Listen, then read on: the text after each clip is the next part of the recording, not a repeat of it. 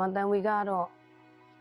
မျိုးမျိုးပဲပေါ့ရနေရတာပဲတန်ဝေကတော့ဒါကြီးဆိုတော့မျက်စိတမိတ်ပဲလေမိနစ်ပိုင်ချားလေးနဲ့ဆိုတော့ပိုရရတာပေါ့မိနစ်ပိုင်ချားလေးကိုမိနစ်ပိုင်ချားလေးနဲ့နေမြင်များပြောက်တသားတို့အရွယ်လေးတွေပါတော့ပိုဆိုးရတာအဲ့ဒါလေးလူကြီးတွေတဲ့ဆိုင်အက်ကလေးတွေဘူးမသိဘာမသိနဲ့ပုံမှာဘလို့သူတို့စိတ်တဲ့တွေးကြည့်လိုက်မယ်ဆိုရင်မအားတို့ရင်ထဲမှာဘလို့မရတော့ဘူးလေအဲ့ကလေးတွေအတွက်ကိုပို့ပြီးတော့ခံစားရတာကလေးတွေကိုရှိရပါတယ်ရှိပါတယ်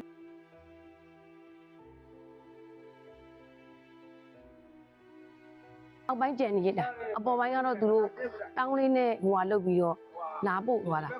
မတော်ကလည်းမသိဘူးလေအကုန်လုံးမလို့တိုင်းတကြူတာသူကနောက်ရက်မှာမက်လက်ရေးတဲ့ခန္ဓာကိုယ်ကခုမှတွေးလို့တဲ့ရတယ်ပို့လိုက်ဘာမှမရှိဘူးပို့လိုက်